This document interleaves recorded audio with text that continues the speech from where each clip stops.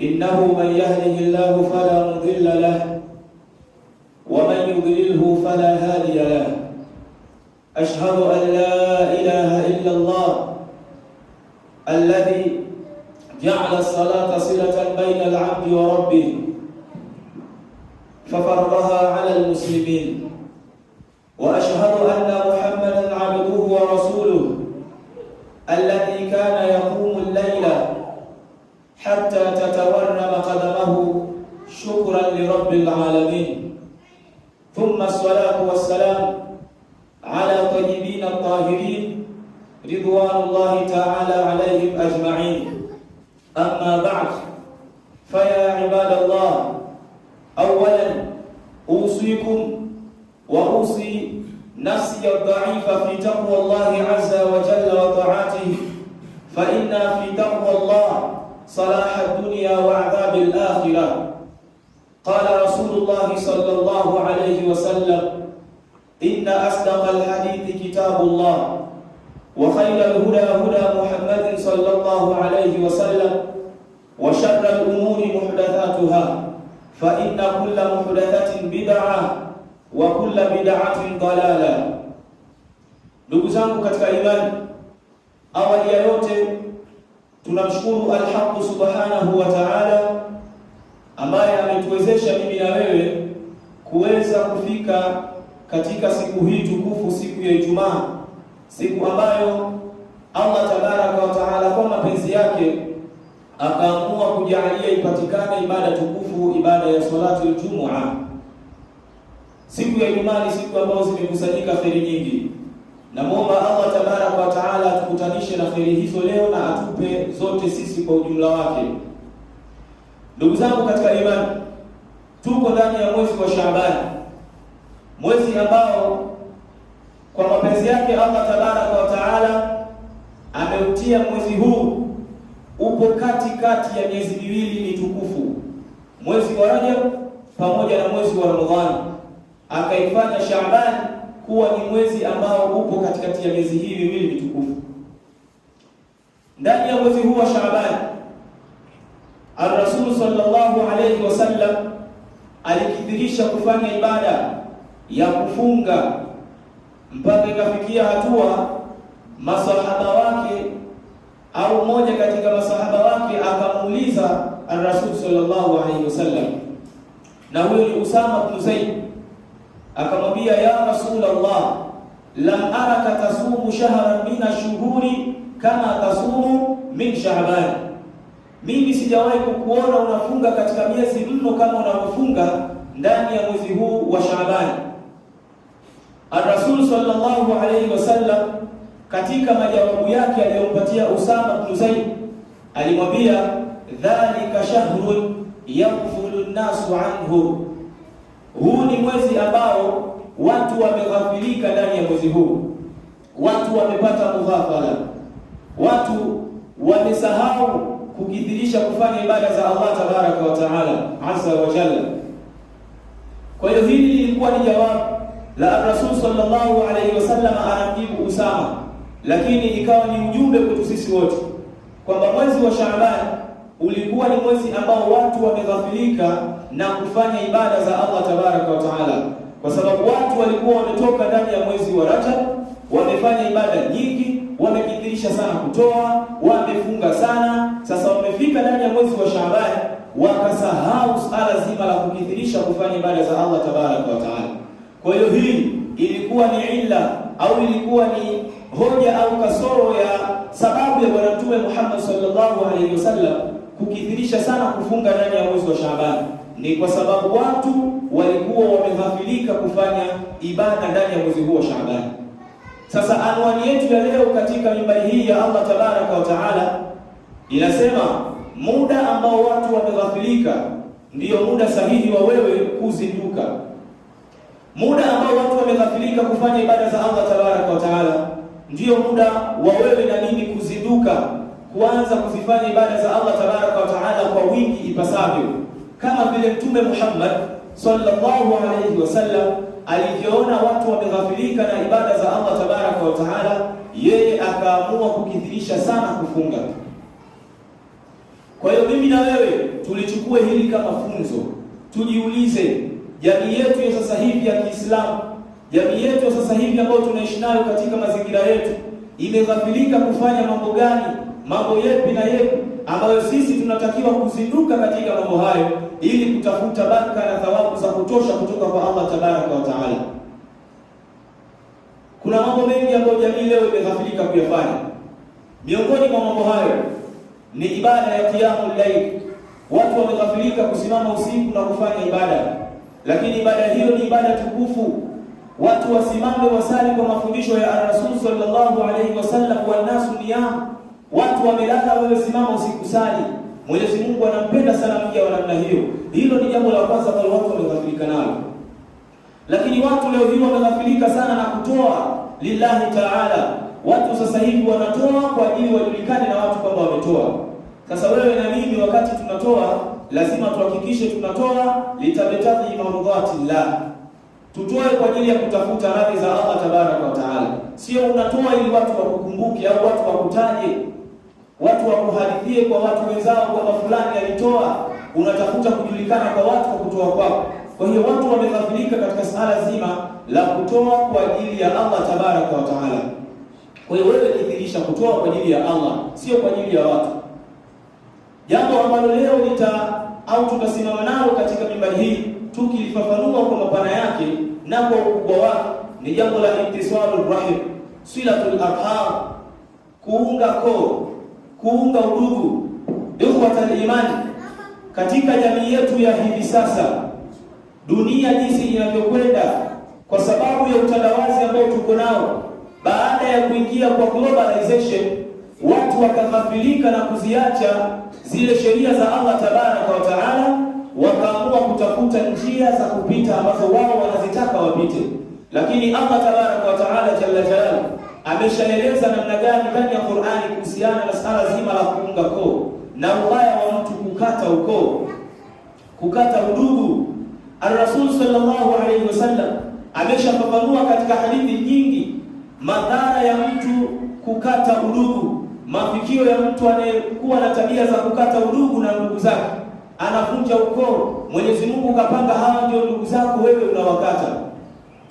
An Abi Hurairah radhiyallahu anhu anna rajulan qala ya Rasul Allah inna li qarabatan asluhum wa yaqta'unani wa uhsinu ilayhim wa yusi'una ilayya wa ahlumu anhum wa yajhaluna alayya faqala in kunta kama qulta فكأنما تسفهم الملة ولا يزال معك من الله ظهير عليهم ما دمت على ذلك. منتهى الحديث. الرسول صلى الله عليه وسلم katika maisha yake ambao tutawalia hadithi hii katika mimbari hii, Mtume Muhammad sallallahu alayhi wasallam siku moja amefuatwa na sahaba. Habari hizi tunazipokea kwa kuhadithiwa na Abi Hurairah. Amefuatwa na sahaba akamwambia, ya Rasulullah, ewe mjumbe wa Mwenyezi Mungu, inna li qarabatan. Maneno yamefunguliwa kwa adatu tawkid.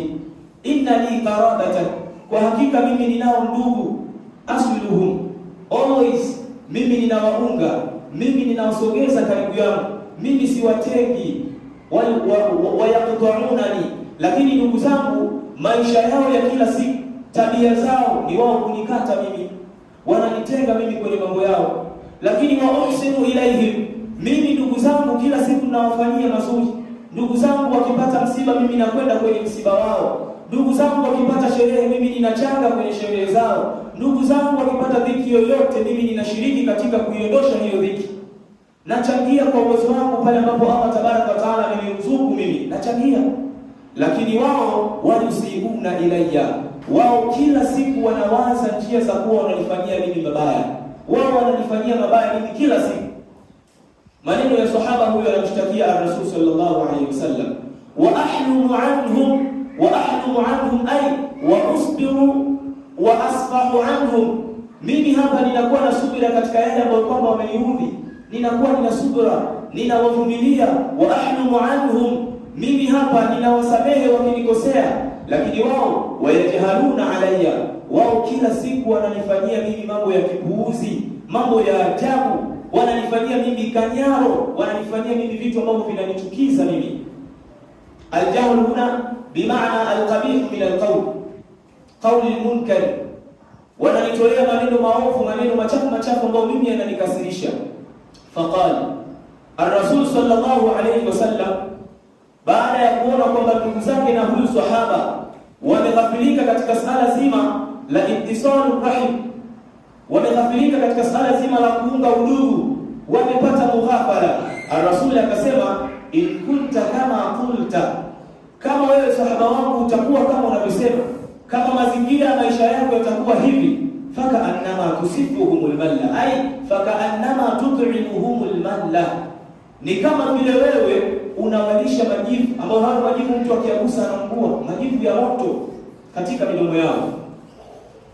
Wala yazalu ma'aka min Allahi dhahirun alayhim, na msaada wa Allah tabaraka wa taala ni sikufichi, utaendelea kuwa na wewe maadumta ala dhalik, kwa kila siku ambazo wewe utakuwa, au kwa kila muda ambao wewe utakuwa katika hali ya namna hii.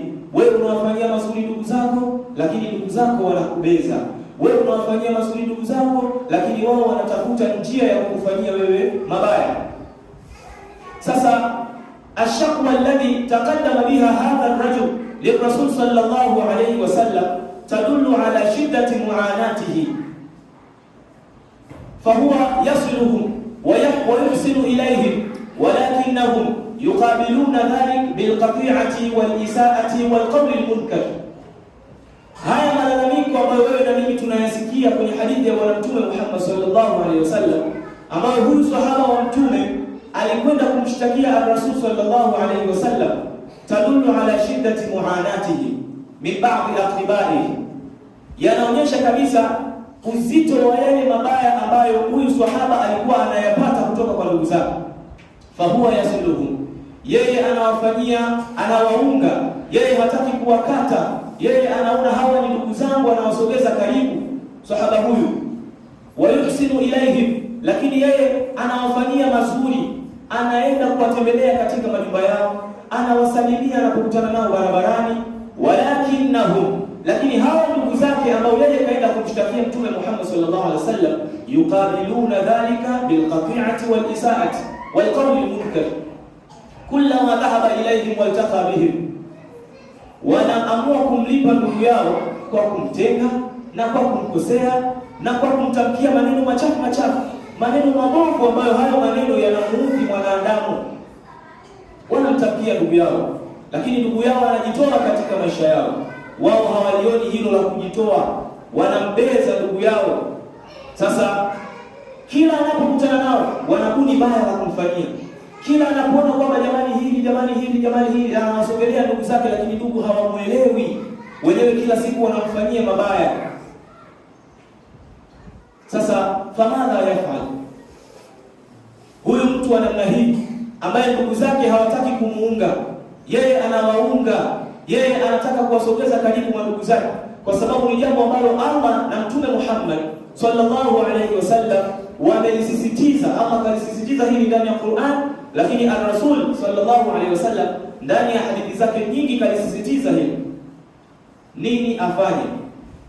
Unaweza ukamshauri nini mtu wa namna hii?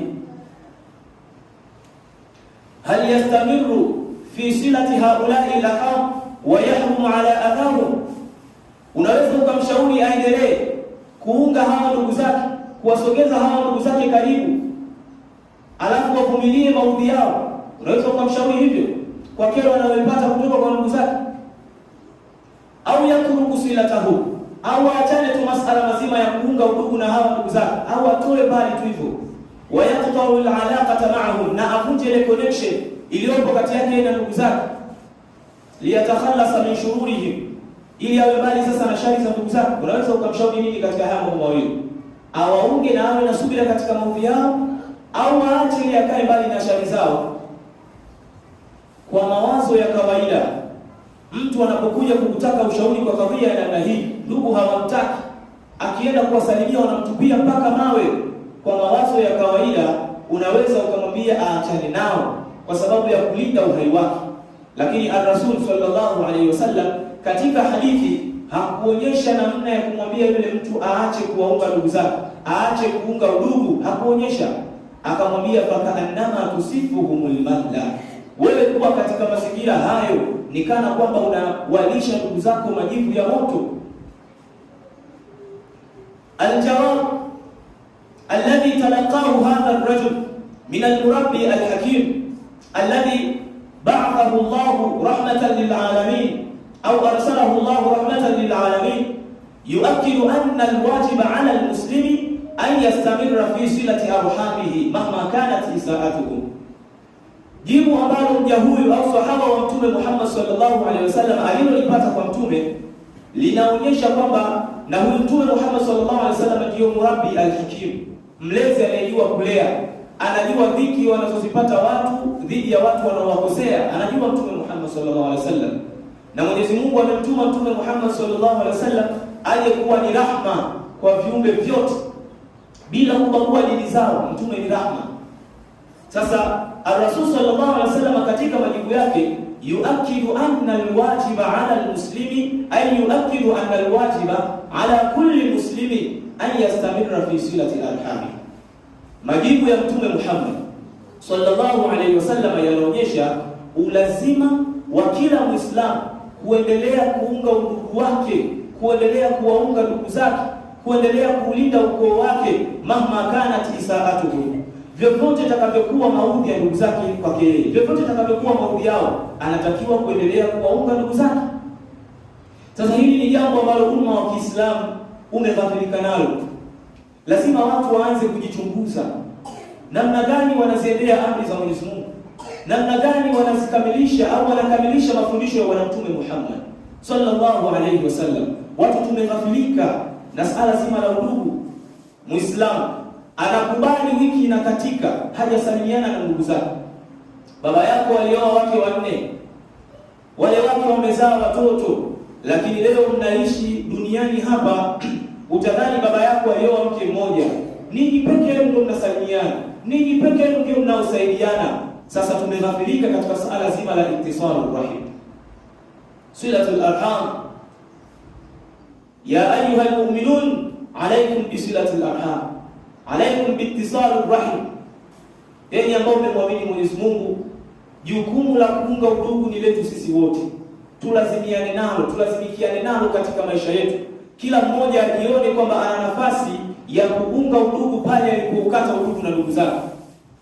Yoyote ambaye atakubali kuishi katika mazingira ambayo ni ya kumchukiza Allah tabaraka wa taala, mazingira ya kuvunja udugu, Mungu alipanga wewe umezaliwa ndugu yako awe fulani, awe fulani, awe fulani, hata kama ni walevi, hao Mungu ndiye alipanga wawe ndugu zako. Lakini wewe kwenye maisha yako hayo unaringa na afya ambayo Allah tabaraka wa taala amekupa, unaghafilika, unaamua kuwakata ndugu zako, kitu ambacho ni cha ovyo.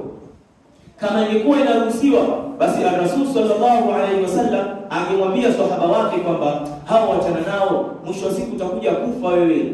Lakini Mtume Muhammad sallallahu alaihi wasallam alitoa majibu ya kuonyesha kwamba sahaba wake anatakiwa kuendelea kuwaunga udugu ndugu zake. Wewe unaacha kusalimiwa tu na ndugu yako siku tatu, unamkasirikia. Ndugu yako anaacha kukupigia simu siku moja, unamkasirikia.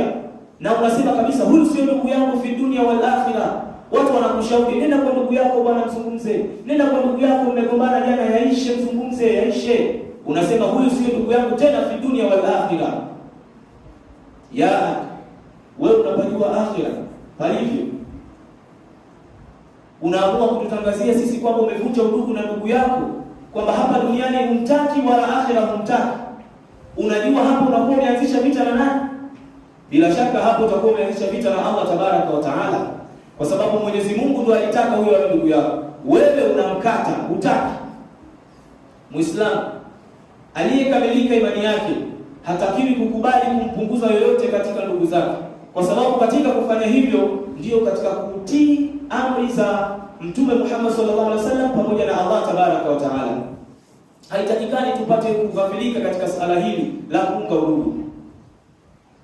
Ar-Rasul sallallahu alaihi wasallam amesema katika hadithi yake, anasema la yadkhulul jannata qati'un, ay la yadkhulul jannata qati'ur rahimi, hawezi kuingia peponi. Pepo ndio nyumba ambayo Allah tabaraka wa taala ameridhia watu wake wema waishi. Hawezi kuingia peponi mtu yoyote mwenye tabia za kuwa na katikata udugu. Kwa hiyo Muislamu popote ulipo, kama una tabia za kuwazodoa ndugu zako na kuwatenga ndugu zako, unawatoa ndugu zako katika mstari wa udugu, unasema kwanza leo ni maadui zangu, hutaki ule umoja, ile itihadi unaitoa kwenye familia, jua kabisa unanunua tiketi za kwenda kuingia katika moto wa jahannam, waliyadhu billahi min dhalik. Na haya ni mafundisho ya Mtume Muhammad sallallahu alayhi wasallam. Muislamu hatakiwi kuridhika kumkosa ndugu yake yoyote katika maisha yake, kufa hali ya kuwa una islahi nzuri na ndugu zako. Acha kupenda kuwa mguruguru ndugu yangu katika imani, acha kuleta mambo ya ujiwaji katika mafundisho ya Bwana Mtume Muhammad sallallahu alayhi wasallam. Kuna mambo mawili tu ambayo mtu anaweza akiyafanya akapata kulijenga hiki kitu vizuri, udugu wake akauweka vizuri na ndugu zake. Jambo la kwanza, mtu anatakiwa kudhalilika kwa ajili ya Allah tabaraka wa taala. Mtu anatakiwa kudhalilika kwa sababu wewe unawafuata ndugu zako kuwasalimia, unawasaidia, lakini wao wanakufanyia mabaya, wao wanakutukana. Unakutana nao barabarani, wanaambia watu, ona yule, muone yule tayari amefilisika, yule hana chochote, yule maneno mabaya. Lakini mwanadamu anayo nafsi, wal nafsu tuhibbu mujalasata man yuhsinu ilaiha wa takrahu an tuhana au tata'arrada li adha. Nafsi ya mwanadamu huwa inapenda kukaa na yule ambaye anaifanyia mazuri, na nafsi huwa inakarahika, inachukia kuwa karibu na yule anayeidharau nafsi au yule anayepelekea maudhi nafsi, huwa inakarahika. Walakinna hadha al-adha yanbaghi tahammuluhu, lakini haya maudhi ambayo mtu atayapata kwa ndugu zake kwa sababu ya yeye kutaka islahi nao, lazima mwanadamu ajitahidi, Muislamu, kuyavumilia haya. Muislamu lazima ajitahidi kuyavumilia, liannahu, kwa sababu namna ilivyo, huyo mtu anayefanya namna hiyo, anayevumilia maudhi kutoka kwa ndugu zake, fi sabilillah, anakuwa anayafanya hayo na anakuwa yupo katika njia ya Mwenyezi Mungu. Sasa kuna raha iliyoje kwa mtu kuishi na upo katika njia ya Allah tabaraka wa taala. Ikhwatul iman, udugu ni swala ambalo Allah mwenyewe ndio kalitaka kwetu sisi liwe hivyo.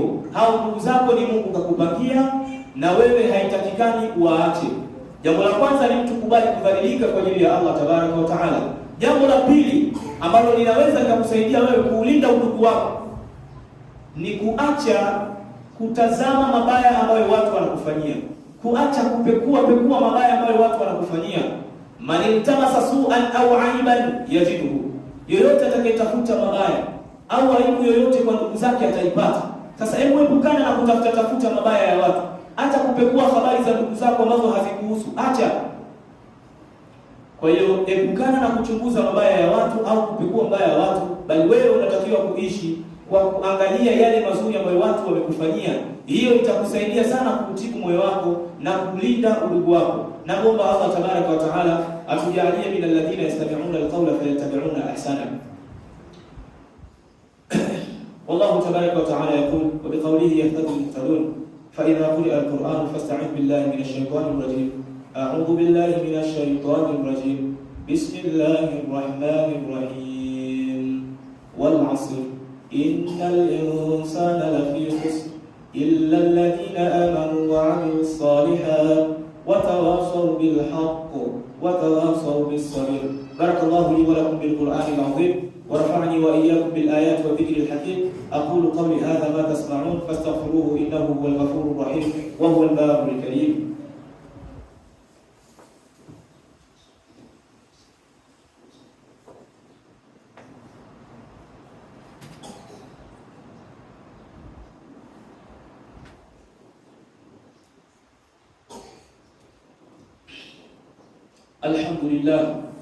الحمد لله رب العالمين والصلاة والسلام على أشرف الأنبياء والمرسلين سيدنا ومولانا محمد صلى الله عليه وسلم ثم وعلى آله ومن تبعهم بالإحسان والإيمان إلى يوم الدين.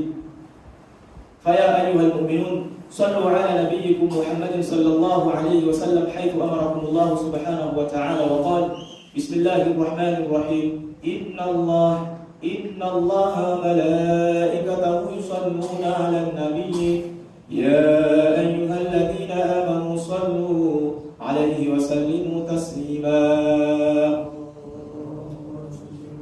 اللهم صل على سيدنا محمد وعلى آل سيدنا محمد كما صليت على سيدنا إبراهيم وعلى آل سيدنا إبراهيم وبارك على محمد وعلى آل محمد كما باركت على سيدنا إبراهيم وعلى آل سيدنا إبراهيم في العالمين إنك اللهم ارض عن الخلفاء الراشدين أولهم أمير المؤمنين سيدنا أبي بكر الصديق، وأمير المؤمنين سيدنا عمر بن الخطاب، وأمير المؤمنين سيدنا عثمان بن عفان، وأمير المؤمنين سيدنا علي بن أبي طالب، وبقية أصحاب رسول الله الكريم الدعاء. اللهم أعز الإسلام والمسلمين وأذل الشرك والمشركين، وآتنا في الدنيا حسنة وفي الآخرة حسنة وقنا عذاب النار وعذاب الدين برحمتك يا أرحم الراحمين. وصلى الله على سيدنا محمد وعلى آله وصحبه وبارك، والحمد لله رب العالمين.